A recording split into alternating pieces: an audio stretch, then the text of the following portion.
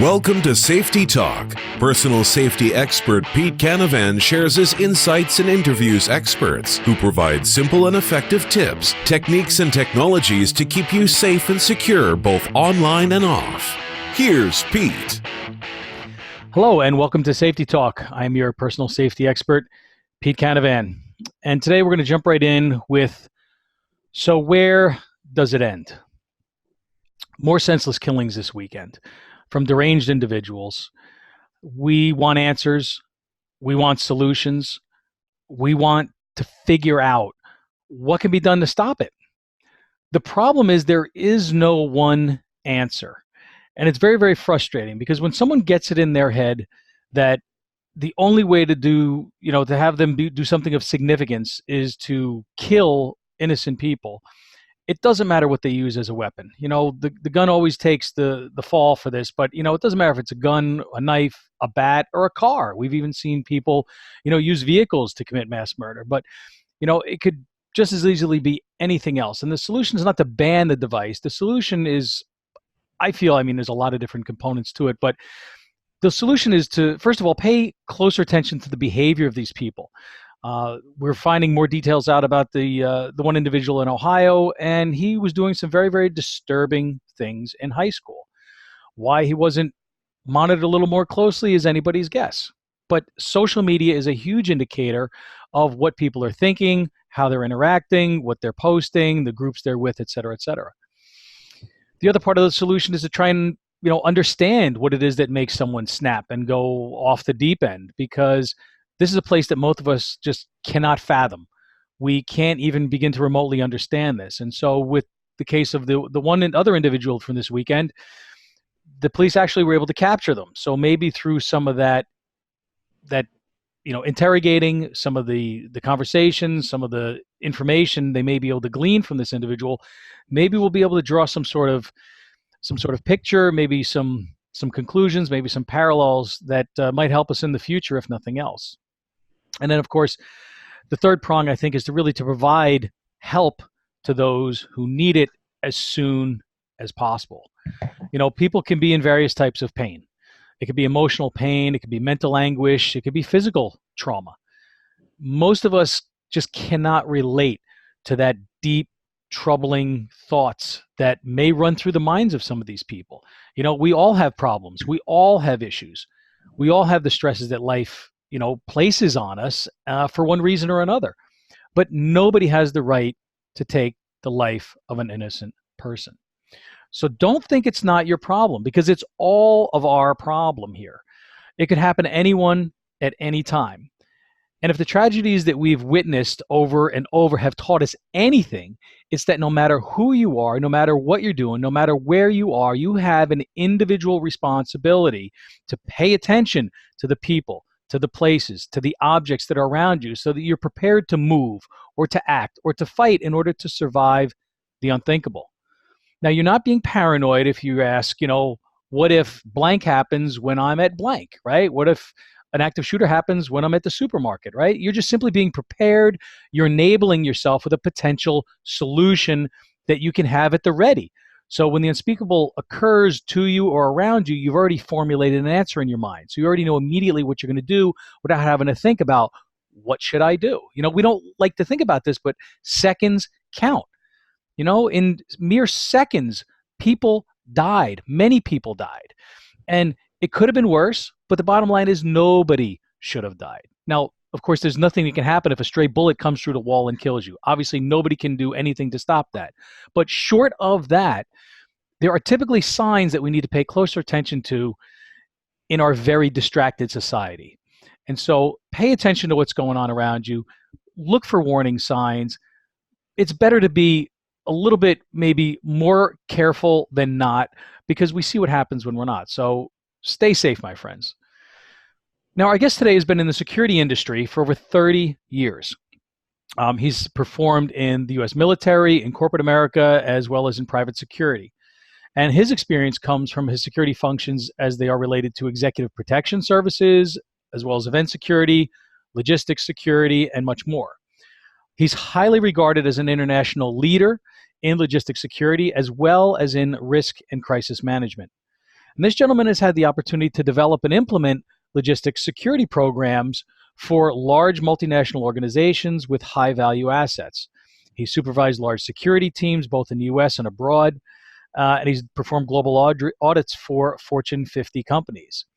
So his diverse career has given him a perspective on security that offers solutions that can be executed to make an immediate impact on organizations. And so it's my pleasure to welcome George Wheeler, Director of Operations for ShadowTrack 24/7 to Safety Talk. Welcome, George. Thanks for being on the show. Thank you very much, Peter. Thank you for having me.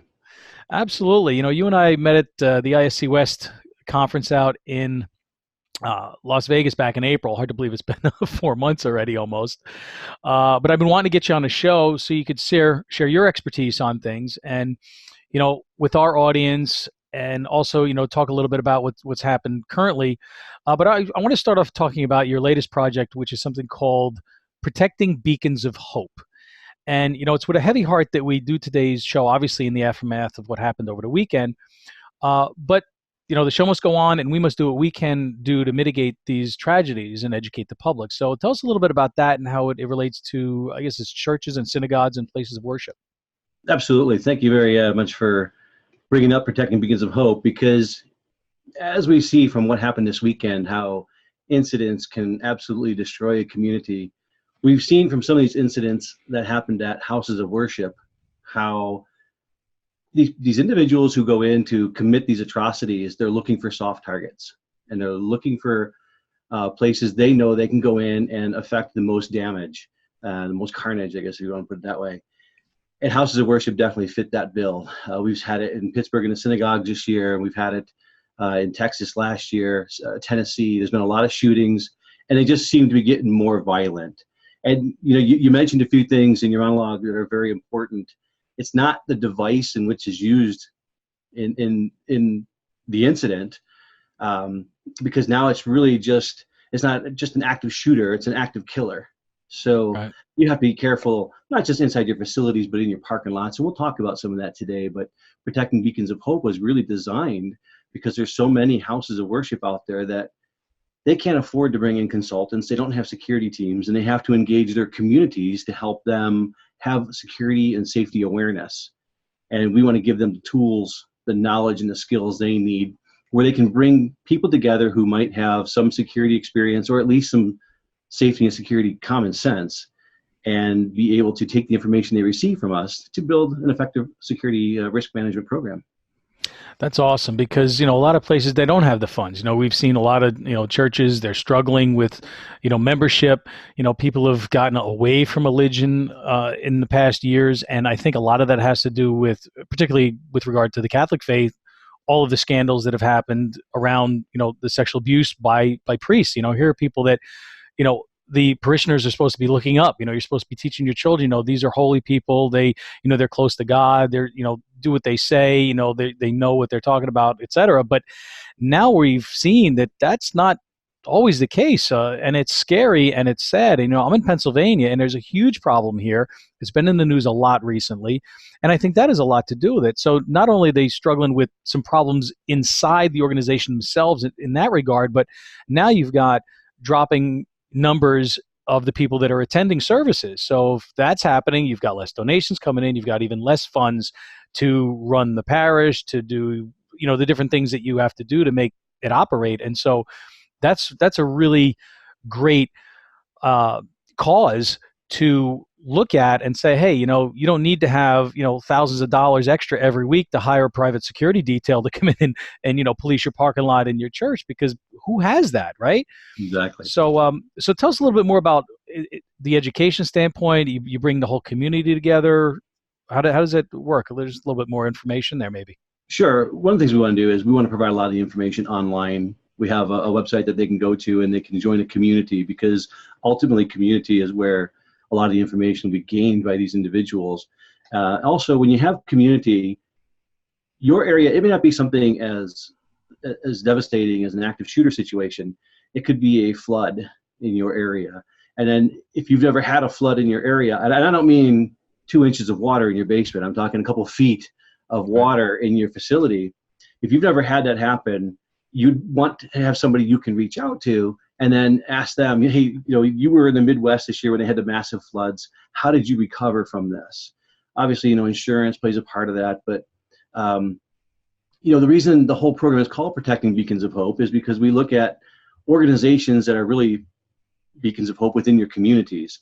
So schools, houses of worship, hospitals, places like that, they need to get back up and running as soon as possible, because those types of institutions are, we think they're leadership positions within communities. So we want to help them get back on their feet, get back up and running as soon as they can, so they can start servicing the communities. So, when you bring them all together online for this training, you keep it inexpensive for them, and you can kind of reach a much larger audience. Yeah, and you brought up something that's so true and people don't think about, because so much news is and so much attention is given to active shooters. But in all reality, the percentage and the likelihood of any one of us being a victim of that sort of event is very, very small compared to things like acts of nature, whether it's a fire or a flood or tornado or any other, act of nature. We have a much, greater threat from those sort of things. But a lot of I think it's pushed to the wayside. And, a flood is a perfect example, because in this area, they had some really bad flood back in the flood of 1972 year. We've had a couple of close calls here. They built the levees up. And the last time it happened, literally you could walk up and put your hand right over the edge and touch the water. And it was like that far from the top. So, talk about dodging a bullet, no pun intended, but they dodged a huge, huge one, because had it just gotten a little bit more rain, or had, there been some sort of breach, who knows if the area would even come back. And so when you've got 2, 3, 4, 5, 6, 10 feet of water, we've seen ridiculous numbers in some of these floods. How do you, recover from that? And so having the ability to reach out and have somebody that can help you sort of get back up and running as quickly as possible is so important. So that's awesome. So good luck with that. And please let me know if there's anything I can do to help you, or, spread the word in my area here. Now, you have a lot of experience in crisis management, risk management, and how you can, protect your organization regardless of size. And that's kind of what we're talking a little bit with the Protecting Beacons of Hope. It's obviously certainly a challenge when you're trying to protect a person or a building or something else that has limited resources. Maybe you could start, before we get into maybe some of the specifics, but give us sort of maybe a high-level view of how you would make sort of an initial analysis of a company, of a venue, of a church, that sort of thing, and then maybe we can get into some of the details behind that. Absolutely. So, the biggest thing that a church has to understand is kind of what their risks are. And a lot of them really don't even go that far. They're in the business of, if you want to say that, they're in the business of providing people that connection with God. And when you go to church, you've let your guard down, and you're going to a venue that you're assuming is safe and secure. One of the most interesting things about houses of worship, just as an example, is when you go into a house of worship and you start talking about creating security teams and actually having these programs where you're, even if you wanted to practice an active killer type situation, you get a lot of pushback. A lot of people are saying, well, this is kind of against the scriptures. This is, we don't want to scare the people who are coming in here. And you have to get that through leadership first. And I see that as a really big challenge. That's something you can spend a lot of time talking to leadership, and they're going to give you all the reasons why. We always think it's not going to happen here. They know their community, they know their congregation, they know the area so well, and those types of things will never happen here. But that's what every single person ever says after the event is, I never thought it would happen to me. I never thought it would happen here. And that's what people are saying this weekend. Oh my God, I was at that Walmart, every, month for the last 10 years, and I never thought that would happen. But yet here we are. And I think the scary part of that is it happens in a community, and because of the media, they make it feel like it happened in our community. They push it to the front of the media. They cover it 24/7. They cover it from every different angle. They put pictures of all the victims up. They tell the victim stories. They go through this whole process of making it real to you so that you'll continue watching the news. And what happens is, churches or houses of worship, it could be any house of worship, they see that it happens to other ones, and they know that other house of worship thought that it could never happen to them, but it did. But then within a couple of days, a new story breaks, they go off onto something else, and everybody just goes back to where they were. And it's the same thing with this Walmart situation. That could have been any Walmart in any community. And That's right. when people walk into those, just like you were saying, now you have to start paying attention to things. That kid that walked in with a trench coat in 80-degree weather, you have to kind of wonder what's underneath that trench coat. And we'll talk a little bit more about some of this stuff later, but really that's where you have to start, though, is you have to bring the awareness up within the leadership so that they buy into the fact that one of their jobs isn't just bringing people to God. One of their jobs is keeping the people who come to their facility safe and secure. And again, it's not just about the active shooter. They have to understand, the floods, the fires. Arson is a big thing for houses of worship.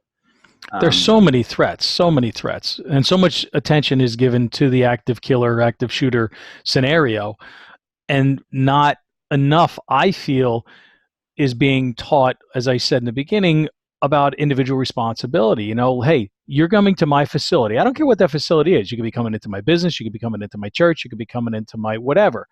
But when you come in, you should have some sort of, for lack of a better word, I guess, some sort of protocol or some sort of standard educational briefing to people that says, hey, look, we've got some protocols and things that we need to just go over. It's not going to take long, but the reason why we do it is because X, Y, and Z has happened and ABC can occur here. So you have these different situations. You can talk about them. You don't have to get anybody freaked out or paranoid. Unfortunately, that sometimes happens because it's almost like an admission that there is a problem. Yeah. But I think when you take a step back and say, no, look, it's just because these things have occurred that we have to make sure that you're aware of our procedures, of what to do, where to go if something were to occur, whatever that something is, right? Absolutely. And there's something I used to say when I would train businesses on when a crisis happens, if you're not prepared for that crisis, but you knew there was a potential threat. So every house of worship right now knows it's a potential threat. Yes, the risk factor rating may be extremely low, but it is a potential threat. So if you have a potential threat and you don't do anything about it to address or mitigate those threats, or to ensure that you have some kind of plan in the event that something happens for responding and recovering from those threats, and you didn't keep those people safe, what I used to tell people in business all the time, which is even more relevant, I suppose, for houses of worship, was if the media finds out that the situation was actually exacerbated because you didn't have any plans in place to protect the people, the media will crucify you. And that will happen no matter where you are. And the last thing a church needs is to have the media crucify them. So yeah, no pun intended.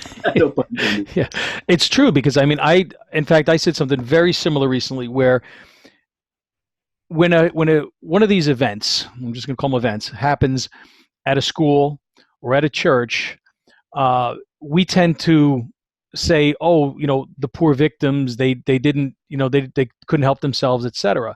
But when something happens to a business, it's like, why didn't you do something about it?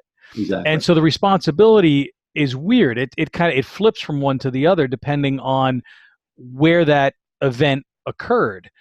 And I think the narrative has to be changed, as you're saying, like, we all have to understand that no matter what, no matter where, no matter who, you need to ask yourself, do I know what to do in a certain situation? And if the answer to that is no, go educate yourself.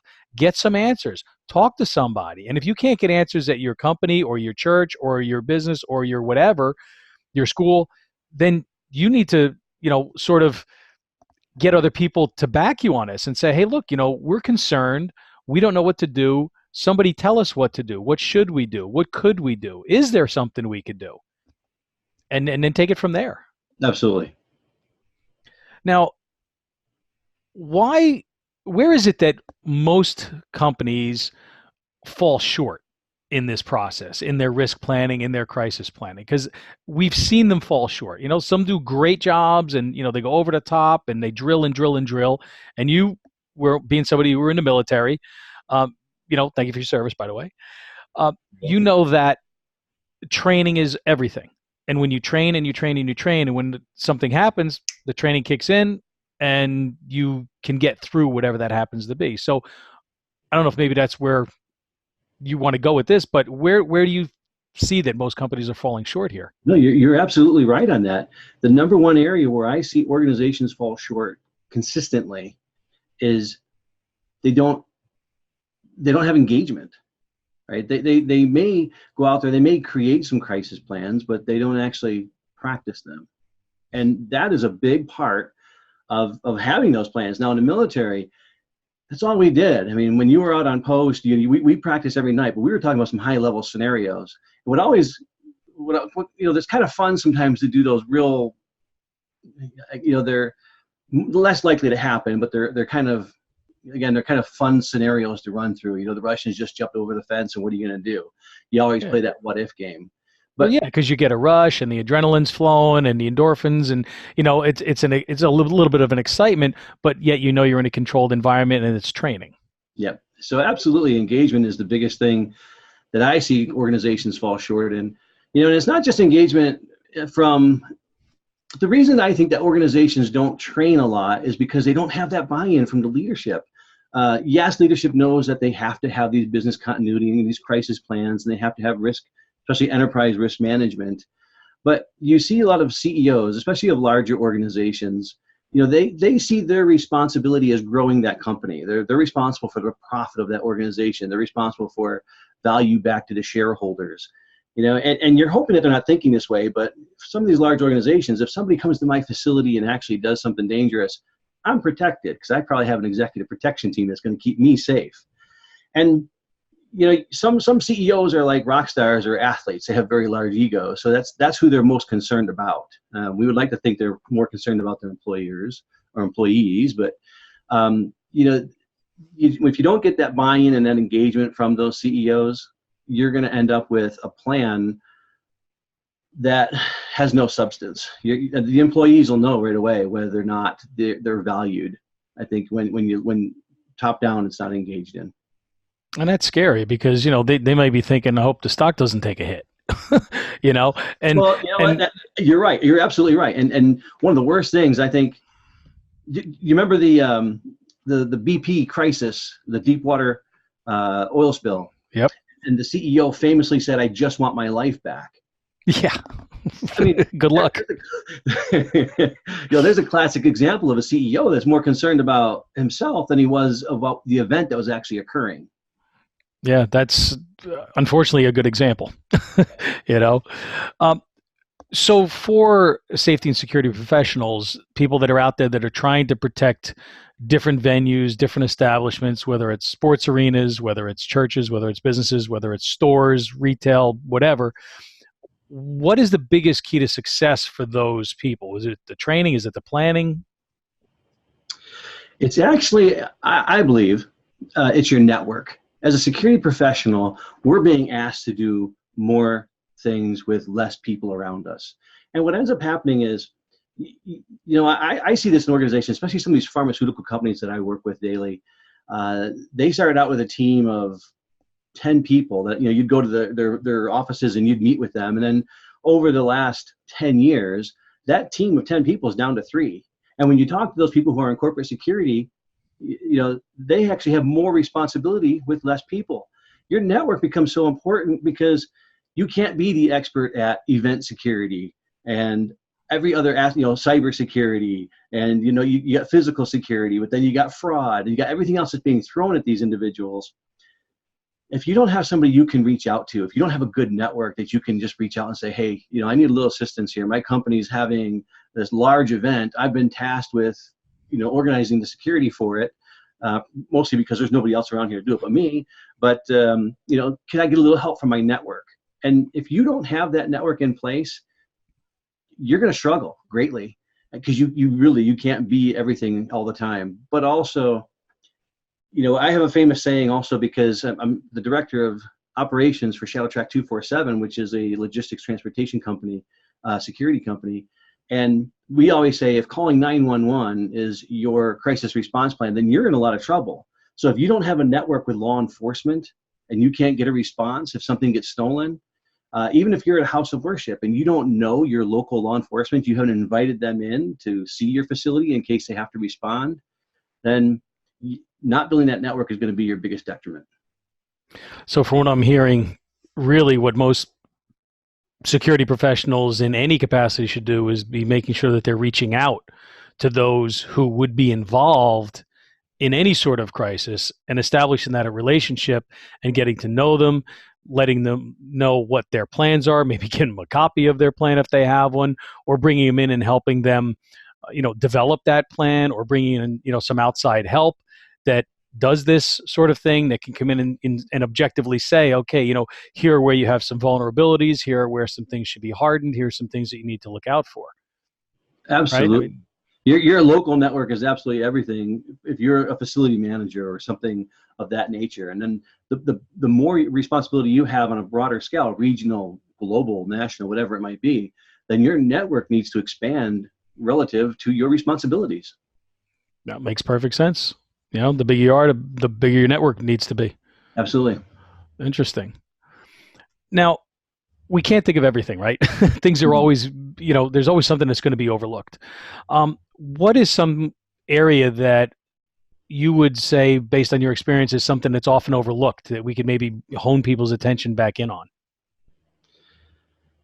I think this is kind of a two-part thing. Because we sort of mentioned this. The biggest thing that is overlooked, obviously, is that execution of the planning. When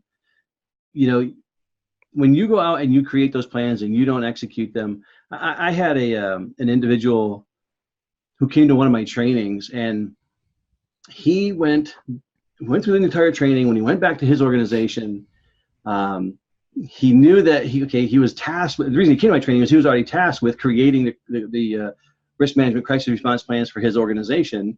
So they sent him to my training, goes through that, goes back, and then when he goes back, they basically wanted him to create all the plans.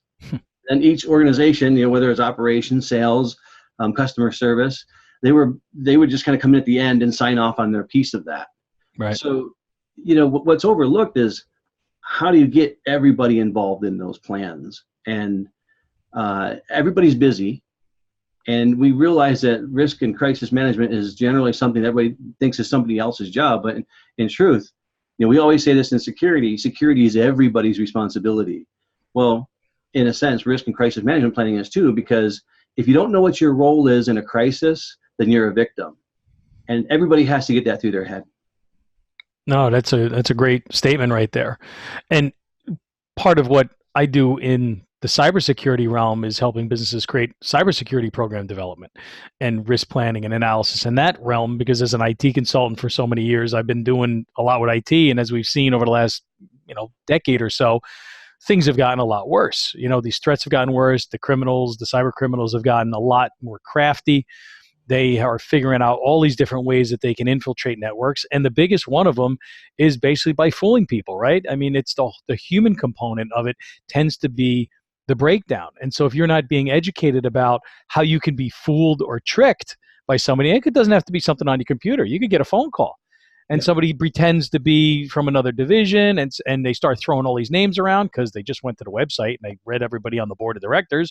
And they went, oh, well, George told me this and Pete told me this, and, and Mary and Susie and Joe are all on board. And you're thinking, oh my God, they're throwing these names out like they know these people. I better get on this, right? So that component, I think, is a one that's really overlooked. But every department, as you're saying, has its own individual quirks, right? If this department is affected by an event, right? We'll just call it an event. How is that affecting the rest of the business? How are you going to recover from that? Is that affecting how orders are taken? Is it affecting how orders are being fulfilled? Is it affecting how people are being paid, right? So you have all these moving pieces, and when it doesn't make money, right? Yeah, I mean, essentially people are like, well, they do the bare minimum and they sign off and they say, yeah, we got our plan, and God forbid you need that plan because you probably don't have a great plan. You're probably not practicing it frequently, right? Because that's the best way to make sure a plan is going to work is to put your feet to the fire, right? Absolutely. See what happens, because you want to be able to do that in a semi-controlled environment before it happens for real. Because if it fails when you're testing, thank God it failed during testing, and now you can take a step back and say, okay, where were the failures? How can we fix this? And so, yeah, that's a huge one. And again, it's because, it doesn't make us money. So anytime we're spending doing this, we're not generating revenue. And Peter, think of that. You talk about that in the cybersecurity world, and IT and the cybersecurity personnel, they may understand what social engineering is and how people can call in and get numbers and information, not by sending you a link or phishing or spoofing or spamming or whatever it might be. But does that get taught to the physical security officer who's working at the lobby, or the building services coordinator who's working in the lobby, that these phone calls that coming in might be people looking for information? Because how many times have you legitimately called an organization and realized this person's giving me information I didn't even ask for? So imagine what they would do if you actually prompted them a little bit with some information. What could you learn? Yep. And guess what? The criminals are learning that. The criminals already know it. And the two worlds have become so close now. I mean, and that was very evident at the show at IC West is the blending and the melding of the physical security world and the cybersecurity world have just become, they're not quite one and the same, but they're getting to the point where they pretty much are. Because one thing that is occurring in the cyber realm is going to help maybe prevent or mitigate or thwart a problem in the physical world. And so now all of these technologies we're relying on them more. They're doing more for us, and it's going to have a direct impact on what is occurring with the boots on the ground personnel. And it's like you said, that training has to be at every level within an organization. Love it or hate it, you got to do it. Right? Yeah, absolutely. And if you think about it, years ago, you had millions of employees. When they left work, they just walked away from their desk and they were detached from work. Nowadays, we've got this phone and it's attached to our hip and we take it everywhere with us. We don't really leave.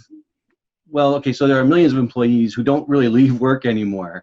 Right. You take it home with you. And a lot of organizations have policies where your personal phone is also your work phone. And some organizations, they just give you a stipend for your personal phone and you can use it for work. Right. But how secure is that? And I'm not in the cybersecurity world, but I wouldn't want to have to deal with how am I going to keep this information secure when people are calling? It's a huge challenge because, bottom line, people are installing all kinds of apps on their phone. Half these apps, they don't know what they are. I don't know if you heard of the one major problem that was a few years ago, but, everybody was downloading these free flashlight apps for their phone before they came on the phone. Well, something like 8 out of the top 10 downloaded free flashlight apps, say that 10 times fast, right? Free flashlight apps were from some Chinese companies, and they were malware and spyware on your phone. So they were absolutely monitoring everything, keylogging everything that you're doing on your phone, and you just thought you put this little innocent, flashlight app on there. And so the one gentleman who discovered this was occurring, he created a privacy flashlight app, and I put it on I think Apple has them, but my Android has it too, and it's called Privacy Flashlight because his phone was doing some weird things, and he took it to his IT department. He said, why is my phone doing all of this stuff? And they dug into it, and they were like, you've got this app on here, and it's sending all his data to some server in China. And he was like, what? So he decided to create his own. It's called Privacy Flashlight. It's free, but it doesn't do anything but turn on the light on your phone. And that's what you think these other ones doing. So they get very, very insidious with how these things can enter our lives and basically start building these profiles. I'm not even going to get into like the Alexas and all that other kind of stuff. No, absolutely. You have to wonder when you download a flashlight app, why does it need to know your location? Right. Why does it need access to your microphone? Yeah, exactly. Light on, light off, right? It's crazy. Now, one of the challenges in both the physical realm and the cyber realm is culture, and the culture behind a company and how that company and that corporate culture can absolutely have an impact on the effectiveness of a security plan. Because if the security plan runs counter to the corporate culture, it's not going to get done. Right. And so let's talk about that a little bit. Is how do you build a culture of safety and security and do so with those two different sort of sides of the coin? You have a company that might be a cutting edge IT company that's doing a lot of programming and development, and they kind of live on the edge, and they have to take risks because that's what the product's about. And then on the other side, you might have a company that deals with, finances and investments or medical records, and there is no risk, appetite at all there, So how do we, build a culture that allows companies of all flavors and risk tolerances to be effective? It's a big question. I know. Sorry. No, that's fine. It's interesting that when you talk about that, you have so many different organizations that if you ask 10 different people, how do you build a safety and security culture within your organization, you're going to get 10 different answers. But kind of this overarching, if you look at that across all businesses, and now you mentioned banks, things that are very highly regulated, high security, or I should say high value products that are being manufactured, those organizations, they really have a good culture of safety and security, a lot of them, because it's regulated. They have to have that. Right. But then you have the Facebooks, the Alphabets, the Apples of the world that hire a lot of millennials, and they're very relaxed and they don't want to pressure people and they want to keep everything very low key. But it doesn't matter what kind of organization you're in, you have to have some kind of culture of safety and security, and it has to be built from the top down. It has to be rewarded, and it has to be enforced. So if you have those things in place, and even if it's an Apple, if it's required that you have a badge on while you're in the building after you proxy into a door, and they see the CEO or the C-suite walking around, they don't have their badges, and if they try to stop them and ask them where their badges are, they're chastised for that, then that's going to permeate throughout the entire organization. So that's really the key right there, though, is it has to be from the top down, it has to be enforced, and it has to be rewarded. And the other thing I would say is it has to start from day one in your organization's orientation. That was a little hard to say too. Yeah. From day one, person walking in the door, they need to be educated. Look, here's how to do your job, but guess what? Here's our security. Here's our safety procedures. This is what you can and cannot do. This is what's expected of you. And have that sort of reward versus, punishment. Look, if you do this and you follow it, maybe you'll be rewarded with who knows what, right? There may be some sort of incentive so that they have a positive feeling about it, right? Not just, you're going to be punished for not doing it, but, you'll be rewarded if you adhere to this and you're not written up for the first, 90 days that you're here or something like that, right? But yeah, it does need to start from the top down, because people that are in C-suite offices, they may feel like the rules don't apply to them because they're the CEO, the CTO, the CIO, the whatever. And everybody knows who I am. Why do I have to wear my badge? Well, because the policies say you have to wear your badge. And if you don't wear it, why does the person we just hired this morning have to not? Maybe they don't want to wear it because they see you not, like you said. And so there has to, there's obviously you got to kind of handle some of these people with kid gloves, right? Because, they may not take too kindly to that. But look, I think the educating of those individuals and stressing to them the importance of being a good role model for the people that are in the organizations that are below them, and that, look, I'm not too good to wear a badge. I have my badge. I have, I adhere to whatever the policies and procedures say because I take the safety and security of my company seriously, period. And that should be the answer that every single one of them gives. And think about the new employee who goes in and they get that heartfelt talk by the HR manager about how the company values safety and security and how it is part of their culture. But the number one thing that will kill that culture is apathy. So they get a strong dose of it their first day, maybe even their first week. But then they see the people who have been there a while, or even worse, the people who have been there a while come back to them and say, don't worry about that. That they tell you have to do this, but this is how it really is. So that's why, again, if it's not enforced, then you're going to have a hard time having a culture of safety and security.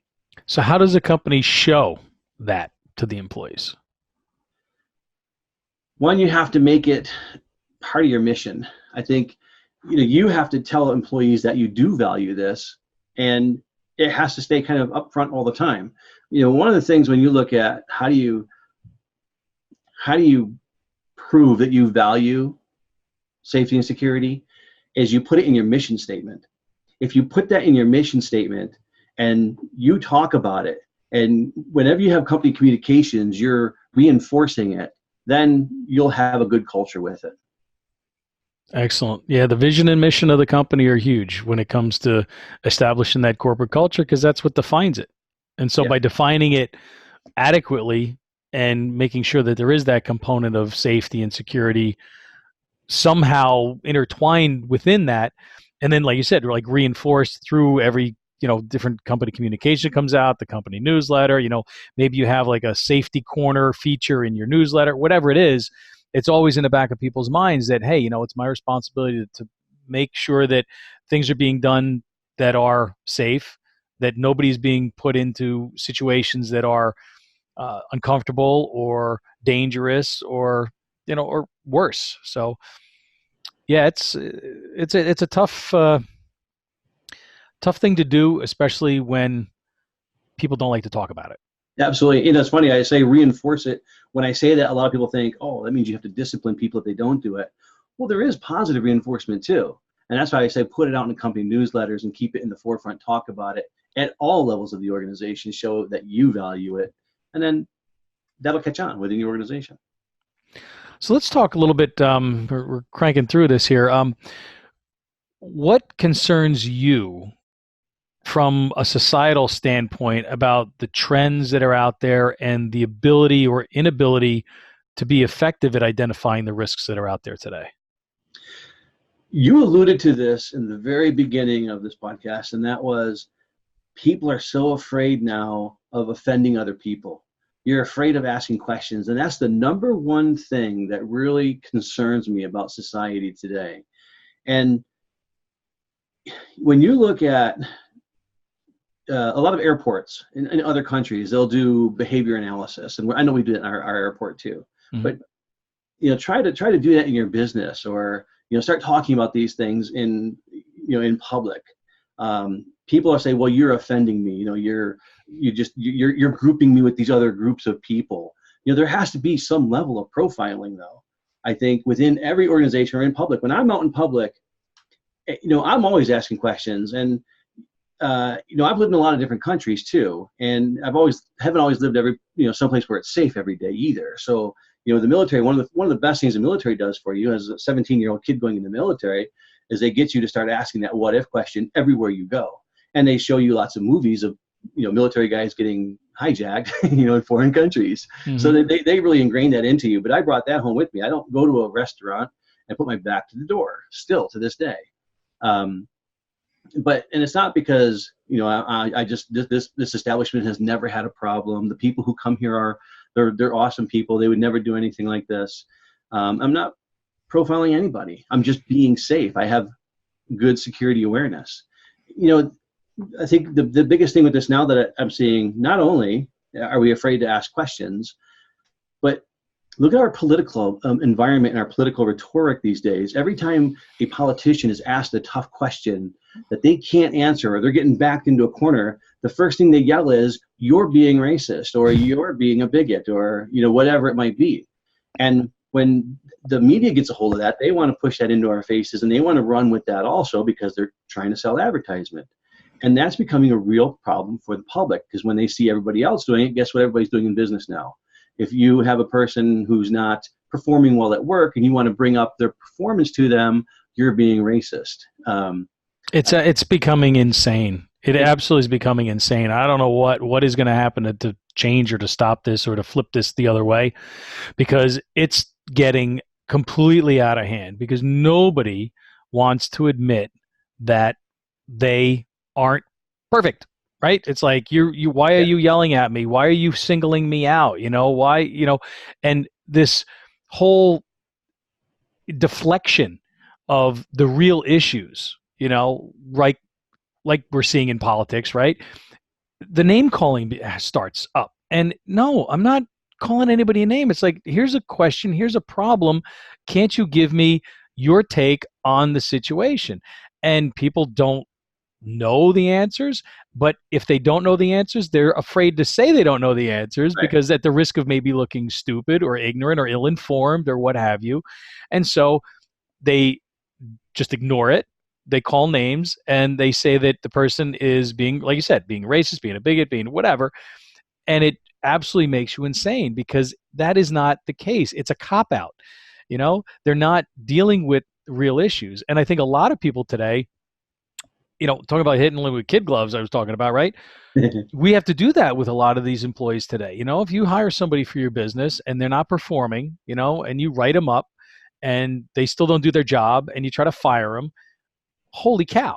It's like, it is not an easy thing to do. No. So what's an employer to do, right? I mean, do you fire them and then risk them trying to come back to it, a lawsuit, and some hungry lawyer says, you know what, I think we can twist this around and we can get you a lot of money. That's a whole nother problem. That's way for this discussion, the legal aspect, but you have to worry about that. Yeah, you have to worry about so many things that a generation ago we didn't have to worry about. You don't do your job, you get fired, period. End of story. Go find another job if you can, and don't call me for a referral. Simple as that. I'll tell you what's really dangerous about this is when you have, first of all, when you label everybody, and we can't just be people at a business working a certain job. Everybody has to be labeled, put into categories. When you're afraid to go out and start asking questions of other people. See, the best book I think ever written on this topic was Gavin de Becker's The Gift of Fear. And now people are afraid to ask questions within themselves. Okay, if I'm out in public and I see something, this just doesn't feel right. Oh, I must be paranoid. Am I paranoid? Am I actually being racist? This person can't be like that just because I must be profiling them. When you can't ask yourself questions to keep yourself safe, that's where you keep yourself in situations. You have that basic instinct. And that's what I love about what Gavin de Becker talks about is we're given this gift of fear, and then we learn to push that gift aside and subside it and say, well, I must be just being paranoid because that's what my parents told me. These people were okay. You have to be able to ask those questions if you're going to keep yourself and your family or your organization safe. That's the second time I've heard about that book in the last few weeks. Somebody else mentioned that to me not that long ago, and I thought it was interesting because it's all about how fear is something that is a gift that we can use and should use to help keep us safe. Absolutely. And I guess that's kind of the gist of what the book is about. And I'm definitely going to have to get it and read it because it's very interesting. And I think that's a book that should be taught in school. We have all these recommended readings in school, and these books mean very little to most of these kids. Give them a book that actually means something. They're going to learn something and take lessons from for the rest that could save them one day, especially females. I gave that book to my mom. I gave it to my daughter. Any woman that means something to me, I've bought that book probably 30, 40 times and given it away. That author's loving you. Now, what... for a company that's setting up a risk management program, large, small, whatever, what information do you go and look at that they may not even know about themselves? Generally, it's the metrics. When I go in to set up a supply chain security program for an organization, for example, and I start asking them questions. How many shipments do you have that leaves this facility a day? How many different carriers do you have? How many destinations do you actually ship to? You start asking very specific questions. They don't know the metrics, and they have to go somewhere to get that. And you're also going to see this with how many people come through that front door, how many are visitors, how many employees, how many times does somebody piggyback through a proxy door in a day? You start asking these questions, and generally they have the answers. They just have to go research. Nobody's ever really asked those questions before.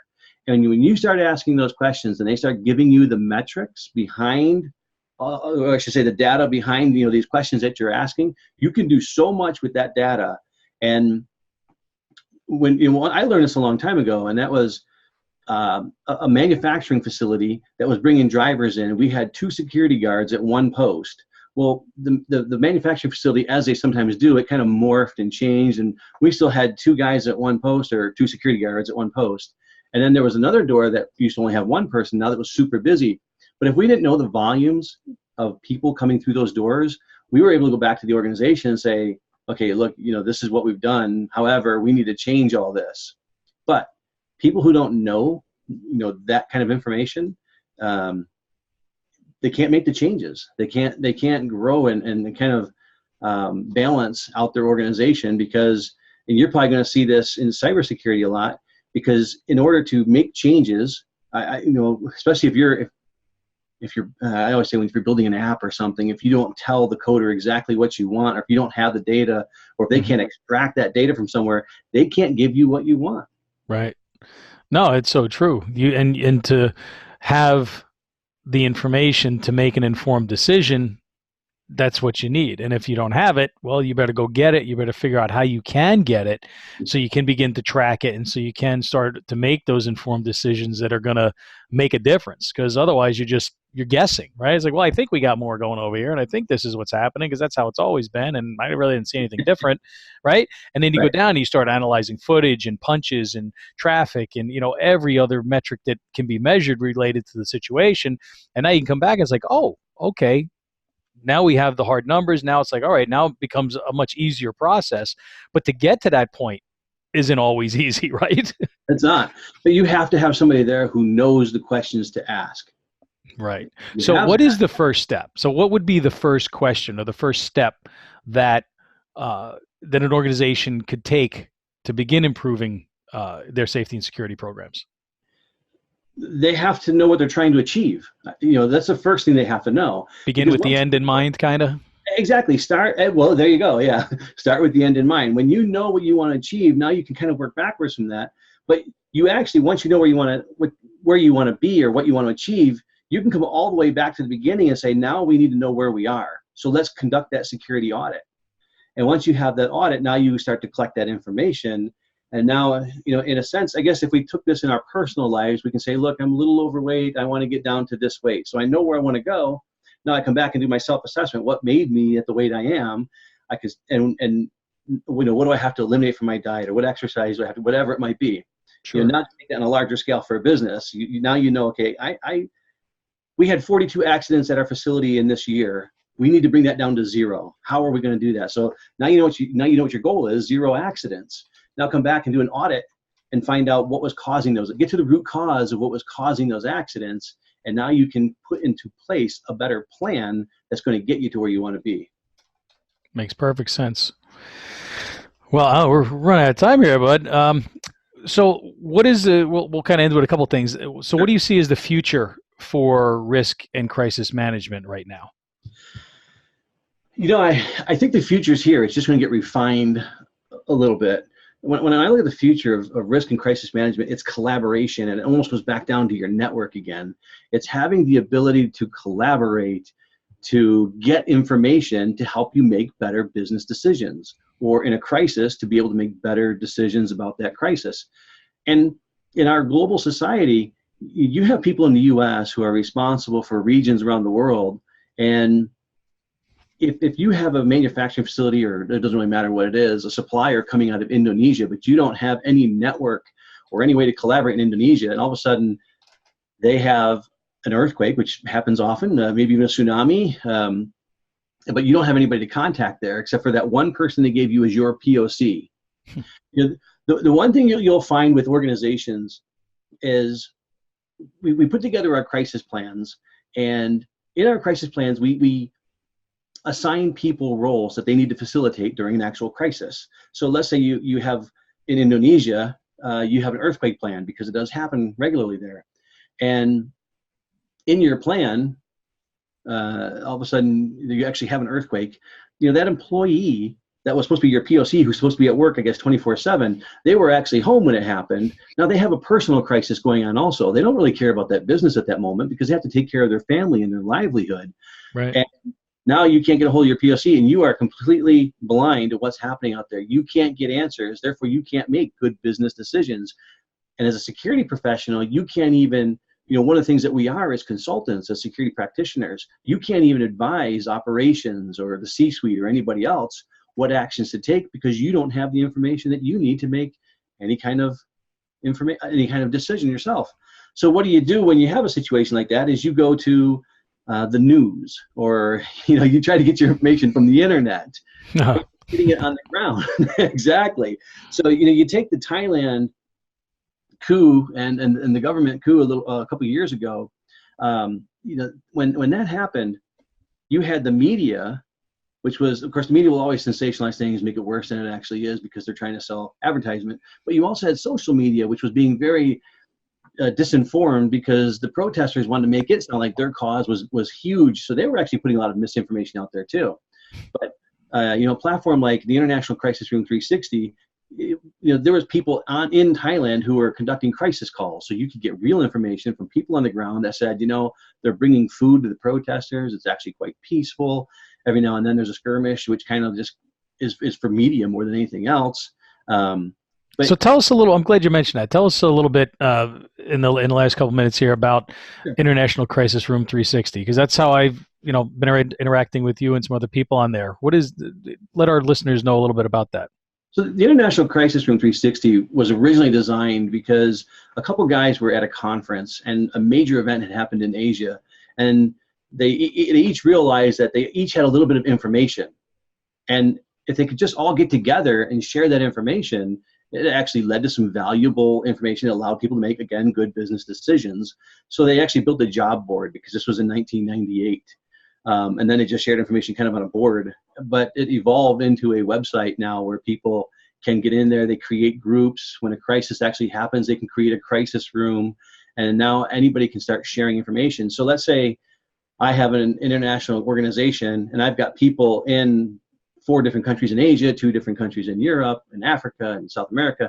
I can actually create a group just for my own teams. Everybody gets in there and starts sharing information. And it's like a virtual meeting room, basically. Yeah, it's very powerful. Except that you can't. You're putting information in there. But you can't video and chat and things like that. Like you'll be able to eventually do that, like in Protecting Beacons of Hope. You just can't do it in ICR 360 yet. But even when you think of the future of crisis and risk management, look at platforms like Ushahidi. Ushahidi during Haiti was used extensively, and that's open source. People can get in there, they can set up Ushahidi and start bringing in data points and start mapping those data points. And ICR 360 was really kind of developed to do those same things. It's allowing people to collaborate in a crisis, which is going to allow you to make good business decisions during that crisis.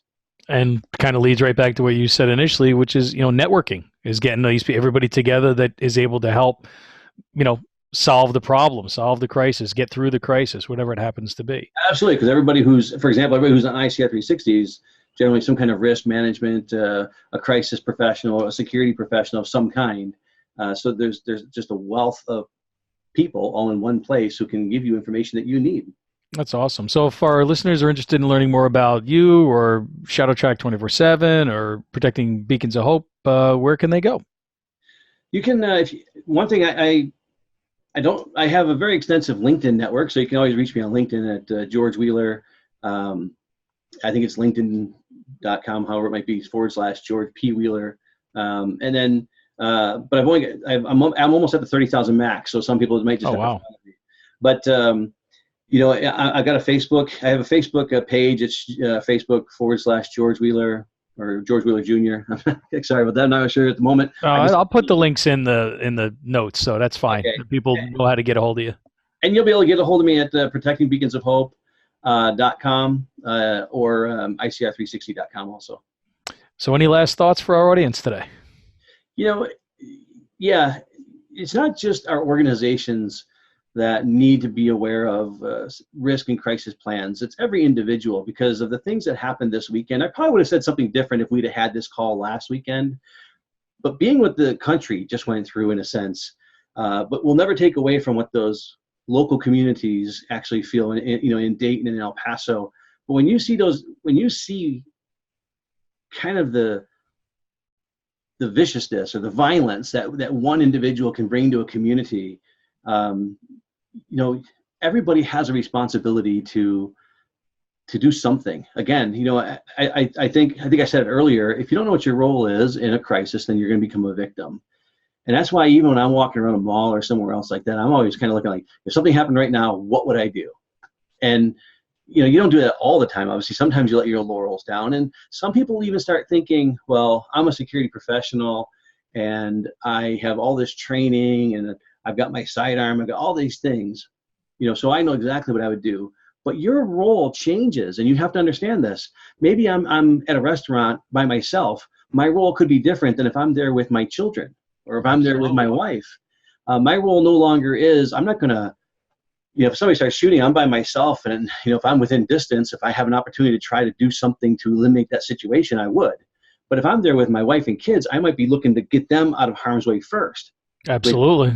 You have to understand all of those situations, and I just want people to really pay attention kind of from now on, and not let the next story take you away from what actually occurred. Take these lessons, because they're not going away, and the next one will be more violent than the last one, and it may happen with more frequency, or whatever it might be, and it may not just be the U.S. Look what's happening in Europe. We have so many things that shock us on a daily, weekly basis that people can't let themselves become so immune to, the facts that these things happen, and not get into the mindset of, okay, that happened, in that town, in that country. It's not going to happen here to my town, in my city. And, you and I are here to tell people that's absolutely the wrong approach. You have to understand that anything can happen at any point to anybody, anywhere, at any time. And I think once you get that through your head, and you just, like you're saying, you ask yourself some questions. You're out and about. If something were to happen, now what would I do? You don't got to do it all the time, but be a little bit, more proactive with asking yourself those sorts of questions, so that what I always say is, ask yourself the tough questions before you need the answers. That's and right. If you do that, you will be much more prepared than the person next to you who did not. And so maybe you'll survive, maybe they won't. Maybe that will give you an opportunity to assist somebody else, whatever that happens to be, and I'm just going to end with, obviously it's nothing that we can do. Obviously we offer our thoughts, we offer our prayers, and we think about these victims and their families, and, nothing that anybody can say can do really anything to ease the pain, ease the grief, answer the questions that they have. But all we can do is, as a society as a whole, try to do the best that we can, so that when things like this occur, we put ourselves in the best position to reduce or eliminate any problems that we could face or those around us. And that's really all anybody can do on a daily basis with Absolutely. anything. And I only want to leave with one last thing, and that is, Sure. when people hear me talk like that, a lot of times people say, well, you're paranoid, or you must be stressed all the time because you're always thinking of these things happening. And the opposite is actually true. I'm aware, I'm not paranoid, and I'm not stressed because I have a plan. So in a sense, it actually allows me to enjoy things more, because I already know if something happens, kind of what I would do, because I've already kind of assessed the situation. Now, I've got years and years and years of training at doing this, but anybody can start today. When you realize, okay, if something were to happen right now, what would I do? Okay, you think about it, and then the thought is kind of gone. Now, it's just in your mind. And if something were to happen, again, through a lot of training, I suppose, you realize you'll start to respond certain ways. But I'm not stressed about this ever, really, because I'm just, because you know what you would do. And I think, and that's the key takeaway, is that it'll actually reduce your stress. It won't increase it, because when you have a plan, guess what?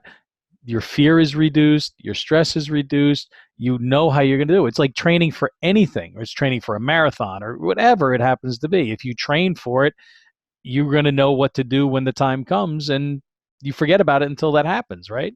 Absolutely. You do a little training in between. So, hey, George, I want to thank you so much for being on Safety Talk, and thank you to our listeners for tuning in. And you can always go to safetytalkpodcast.com for links to past episodes.